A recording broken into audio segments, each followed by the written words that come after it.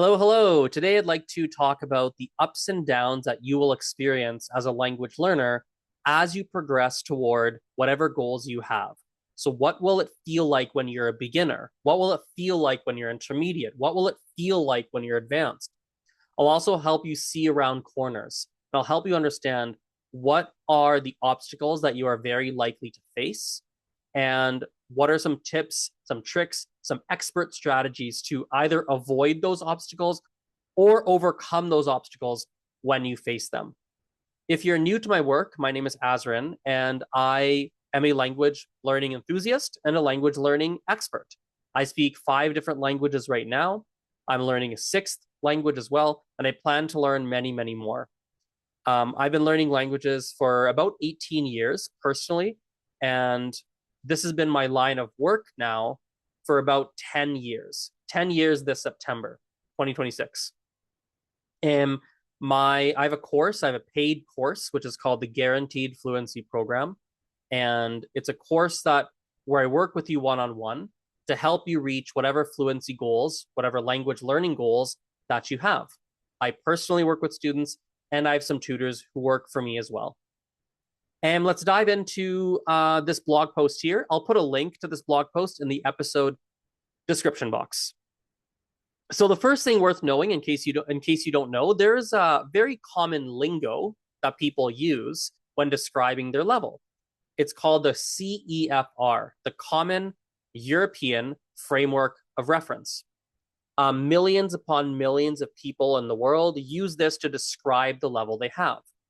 They might say, I'm an A1, which means low beginner. They might say, I'm an A2, which means high beginner. B1, which means low intermediate. B2, high intermediate. C1, low advanced. And C2, high advanced. So this is the lingo, this is the language we're going to be using today in today's podcast episode, because this will be a podcast, and of course, YouTube video. So the pre-A1 level, when you are before you even begin learning a language, you're not even at that first A1 level yet. You are a pre-A1. You are an A0 level. At that pre-A1 level, you're probably going to be in that phase for approximately 3 to 6 months. And that's assuming that you are someone who's learning moderately.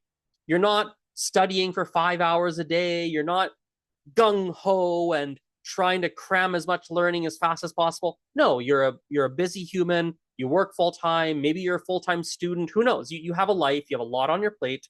And so you just do a little bit of studying every day. So if you're doing a little bit every day, maybe half an hour, something like that, you're going to be in that pre-A1 phase, that absolute beginner phase, probably for about 3 to 6 months. This is where every single language learner starts. So you are not alone. Everyone starts here. This phase is a point in time where you are probably going to feel overwhelmed, and you're probably going to be asking yourself a lot of different questions. You might ask yourself, can I do this? Will I fail? Will I succeed? How do I learn this language? What resources exist? How does this language work? Everything feels new in those first 3 to 6 months. There's words and grammar points, and it just feels so foreign overall. That newness is overwhelming, but it's also exciting. You've embarked on a journey of learning a new skill, learning a new language.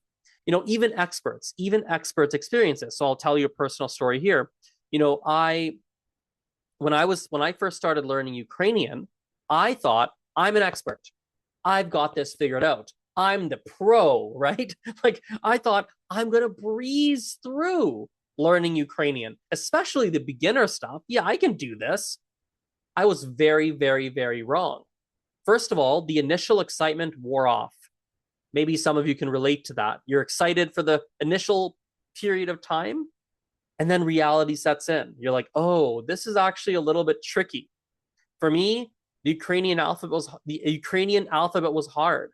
The grammar felt like a terrifying 10-headed monster. I thought to myself, how the heck will I remember all this? It was so complicated. Worst of all, when I did finally settle into a rhythm, it actually felt like I'd wasted all my time. I talked to a native speaker and I couldn't say anything. I'd been studying and studying and studying, and I tried to talk to someone and I couldn't. I froze up like a deer in the headlights. And then I didn't understand a word the native speaker said either. In the end, I reminded myself that everyone goes through this. Everyone goes through this. This is a very common experience that every single language learner has. I experienced it in Mandarin. I experienced it in Spanish. I experienced it in French. I experienced it in Gujarati. I've seen hundreds of people in my life experience this themselves. It's like so common. And so the key here, when you're in those early phases, right, these are the roadblocks you're going to face. And the key here, no matter how you're learning, with apps or classes or podcasts or whatever you're doing, my guaranteed fluency program, right? However you are learning a language, whatever you choose to do, just remember that in those early phases, these are the roadblocks you're going to face. So go slow, you'll get through it. It does get easier, which is wonderful, wonderful, wonderful news. Okay, moving on to the next level. Let me share my screen again. The next level here is an A1 level. This is also low beginner, but you've officially passed the A0 phase. You are no longer a pre-A1, you are now A1. At the A1 level, you'll probably spend about 6 months, give or take, approximately 6 months, depending on the language, depending on how much you're studying. But again, you're going about this at a moderate pace, approximately 6 months. So the A1 stage, when you're at this level, to me, it feels a lot like clearing level 1 of a video game. When I was a kid, I played a lot of Super Mario Bros. That was the game that one game that I really enjoyed playing. And the first time I played it, it was so hard. Like, it was hard. I didn't even know anything about the Mario world. What's the point of the game? How do I do this? How do I get rid of these Koopa Troopas? What do the mushrooms do? Is a mushroom a good thing or a bad thing? Is it good to be big? Is it bad to be big? Oh, I can break the blocks when I'm big, but I can't when I'm small. Like, there's so many little nuances that are actually really simple. They're fundamental aspects of the Mario game, but I didn't know them when I first started. So when you're learning a language, it's the same thing. On day 1, you know nothing about the language. You know nothing. You're an absolute beginner. By the time you're at an A1 level, you have a lay of the land. You have something solid to stand on. You get the gist of how this language sort of is, how it works. It's no longer completely novel to you. You've got a bit of a foothold. If we break that down into tangible terms, something like really concrete, right? At the A1 level, you are able, basic words, you can make simple sentences, you can pronounce words pretty clearly, you can have slow one-on-one conversations, and some basic grammar. I'll tell you a story. I used to have an A1 level in Portuguese. As a teenager, I played in a soccer tournament in Brazil. So before I went, I decided to learn a little bit of Portuguese.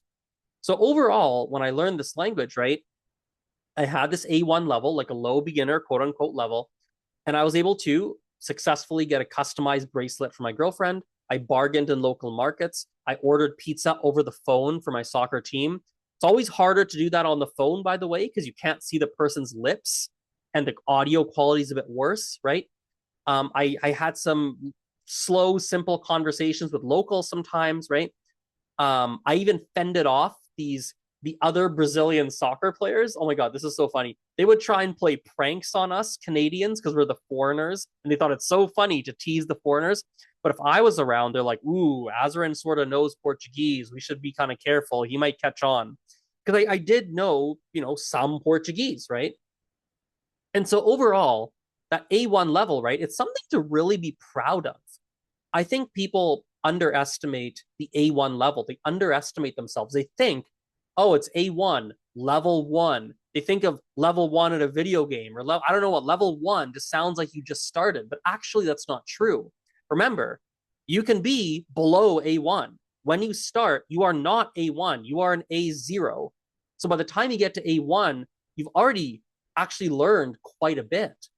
And so A1, maybe for some people, not everybody, but for some of you, it might actually count as fluent enough, right? I've met hundreds of people who live abroad happily with an A1 level in the local language. So that might be enough for you, and it might not. If you want to go beyond an A1, we then hit A2. A2 is a high beginner level. That's the approximate level I have in Ukrainian right now. With a moderate study schedule, you're probably going to hang out at the A2 level for about a year, give or take. So in Ukrainian, what can I do with an A2 level? Well, I have long conversations, all in Ukrainian. I have clear pronunciation. People praise me on the pronunciation.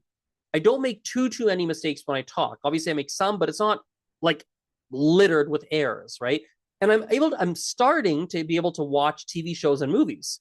I need the subtitles, like Ukrainian subtitles. I pause, I look stuff up, but I am able to do it. The A2 level is a paradoxical level. At the A2 level, you actually know a lot. Let me stop my screen share. You actually know quite a bit. You're actually decent enough in the language.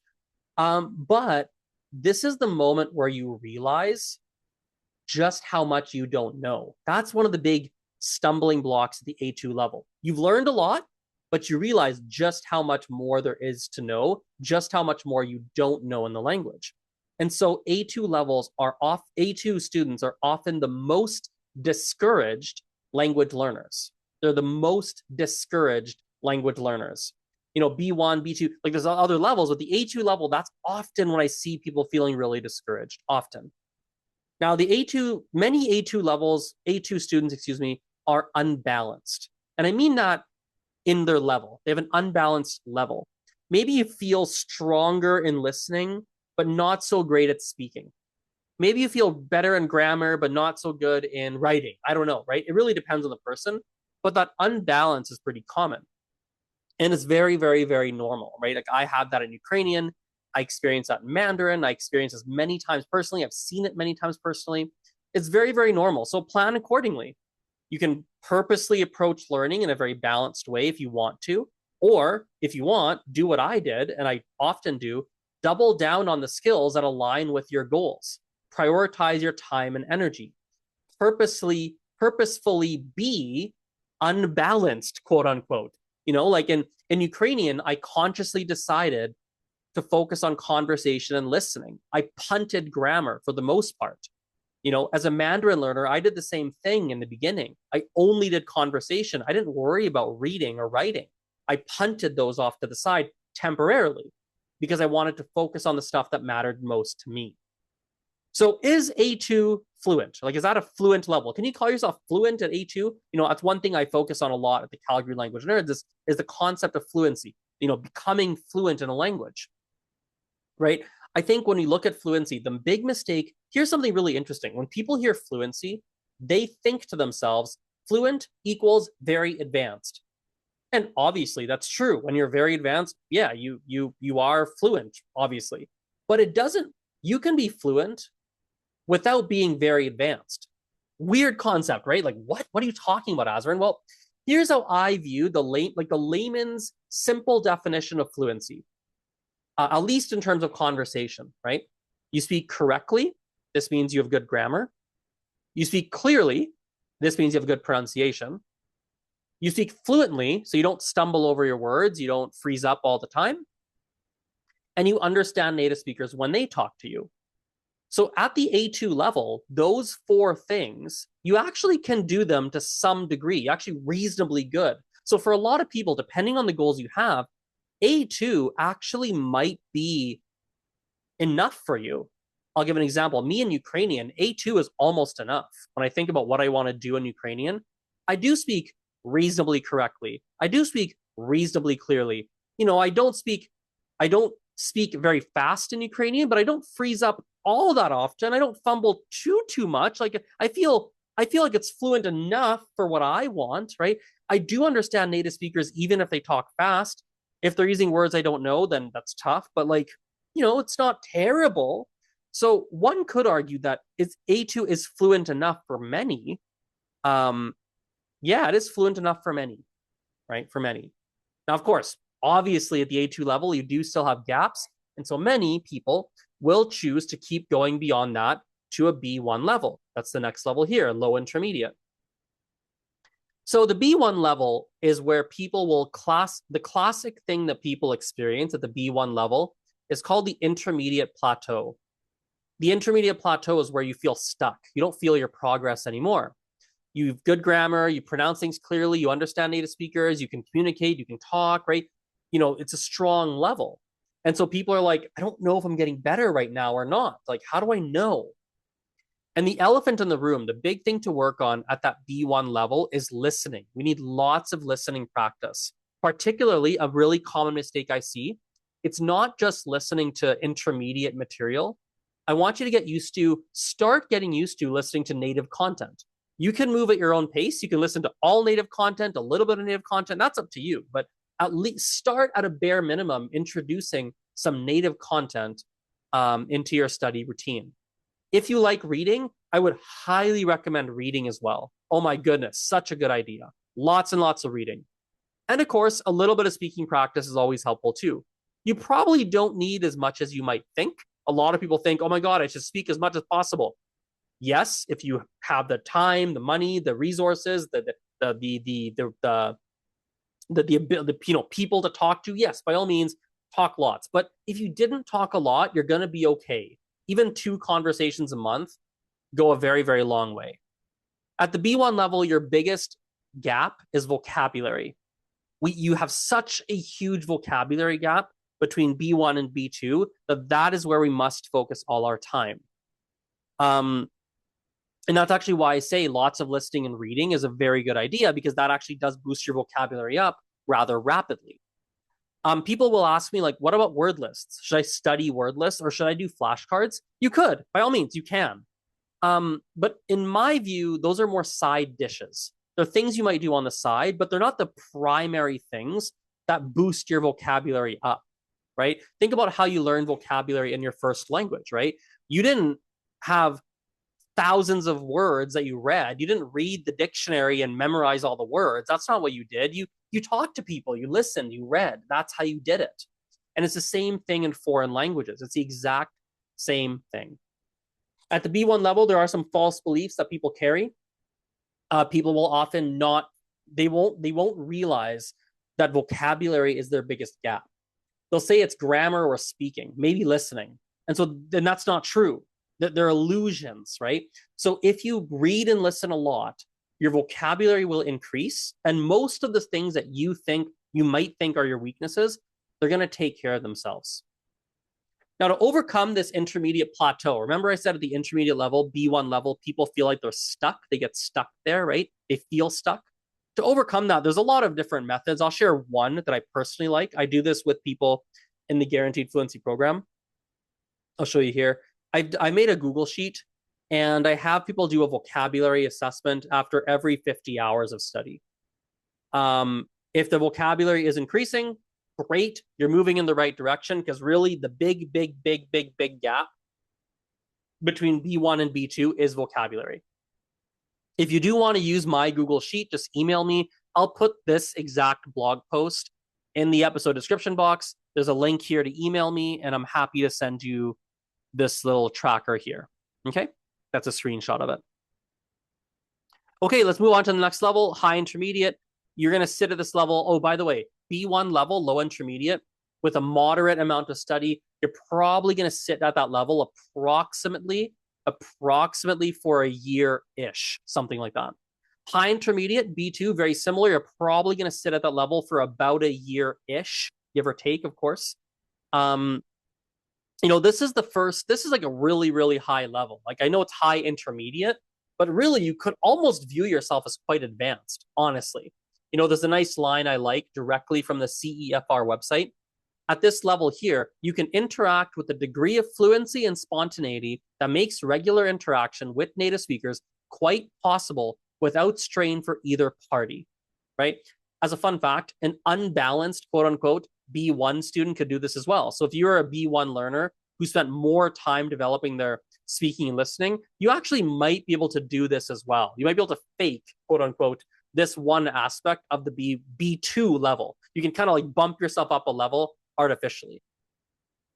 So how does it feel being a B2? Weirdly enough, it feels like something is missing. I have a B2 in Mandarin, I have a B2 in Gujarati, and in both languages, I've had very similar things happen to me. People actually ask me, Azren, why are you learning Mandarin? Like, why are you learning Gujarati? And where they're coming from is they're talking to me and they think I just speak it. Once I contacted a school for Mandarin lessons, and the school was actually rather surprised. They were like, "Oh, you want to take Mandarin lessons, but you speak Mandarin. Why do you want to take Mandarin lessons? You speak really well. Why are you taking classes?" Right? Especially because I have good pronunciation in Mandarin, so it makes me come across as even more advanced than I really am, right? Gujarati, I had the same thing. I went to India. I was hanging out with family and friends and things like that.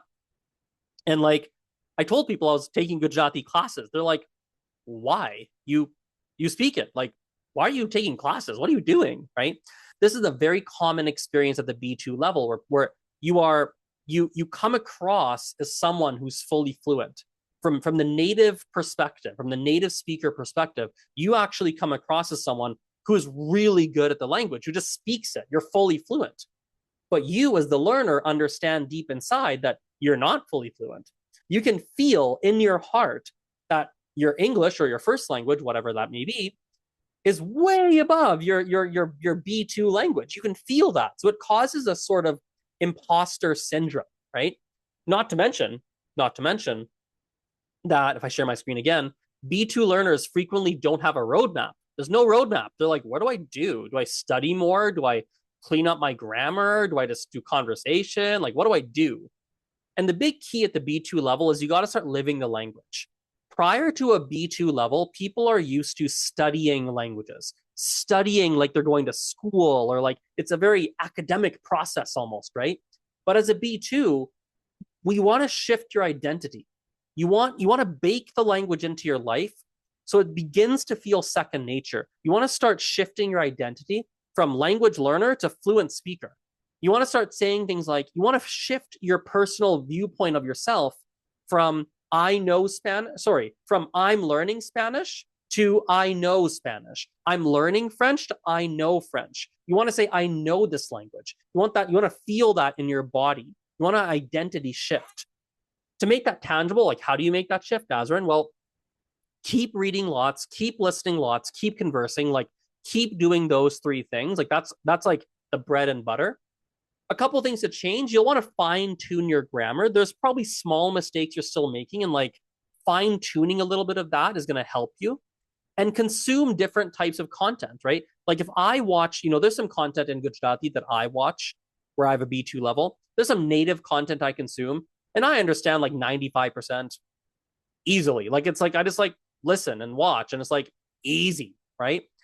But then there's other content. If I go outside of like the typical content I like, my comprehension drops dramatically because they're using so many words I don't know, or maybe they have an unfamiliar accent, for example.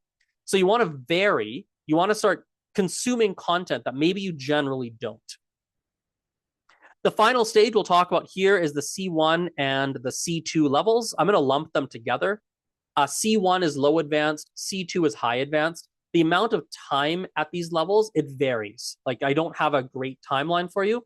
But the good news is here, once you have a C1 or a C2, frankly, C2 pretty much is just a polished C1. They're quite similar in many ways. But once you're at these levels, it's not, your mindset shifts again. You're not thinking about leveling up. You're not thinking, when will I, when you're B2, you might think to yourself, when will I be advanced? When will I really be advanced? Once you're at this level here, when you are advanced, it's not about leveling up. So it's not really, you don't need to think about how much time will I be at this level. It's more like, how do I keep refining my level? If you want to, if you choose to, of course. How do I keep refining this, right? I'll give you a couple stories. So, like I have a C2 in Spanish. And I remember I worked closely with a Colombian family a few years ago, and they had kids. One was, I believe, 4 years old. The other was, I think, 8, if I remember correctly, something like that. I had no experience talking to kids in Spanish. Very, very little. It was a new experience. I didn't know how to do it. It was actually quite interesting. Like I speak Spanish, but like I didn't have that experience. That was rather new for me. The first time I went to Chile, in Chile, I wasn't used to their accent. I wasn't used to their slang. So even though I had my C2 level and was really advanced, there's a lot of stuff that they were saying that I didn't know, right? I was watching a TV show from, it was a Colombian TV show, actually. All this Colombian slang I didn't know, right? So like it's refinement. You keep trying to push your comfort zone, tackle new challenges so you can keep refining your level and keep like adding little new blocks of knowledge into your brain. A cool thing about the C1 and C2 level is that if you had perfect pronunciation, you'd be mistaken for a native speaker. It's really cool. Like you actually will come across as native. I often get that from native French speakers and native Spanish speakers often mistake me for me. They'll mistake me as a native speaker because of the pronunciation side. So that's the main thing at this C1, C2 level. It's the refinement, right? And so at the end of the day, right, when we're learning languages, to wrap up today's video and podcast, the journey ends when you want. And this applies at every level from C1 to C2, or sorry, from A1 all the way to C2. You are fluent enough when you decide you are fluent enough. I was fluent enough in Portuguese within a few months. I'm getting close to fluent enough in Ukrainian after a year and a half. It took me 7 years in Spanish to be fluent enough and 15 years in French to be fluent enough. It's about your goals. Remember, fluent in like very simplistic terms. What does it mean to be fluent, right? In simplistic terms, it just means that based on your own standards, not mine, not some teacher, by your own standards, you feel that you speak correctly, you speak clearly, you speak fluently, and fluently means you're not fumbling over your words or freezing up all the time, and you understand native speakers. It's about those 4 things. If you feel, based on your subjective opinion, that you do those things good enough based on your goals, your standards, etc., you can confidently stand up and say, I speak this language. Okay? So thank you for watching this, for listening. By the way, if you do want one-on-one support to reach your fluency goals, I encourage you to check out my Google. Check out my Google. No. Check out my guaranteed fluency program. I'll put a link or a Google form or something in the episode description box here for you to like inquire and get some more information about that. Okay. And thanks again for watching. Thanks again for listening. I really appreciate your attention. And yeah, I'll talk to you very soon. Bye-bye. See you.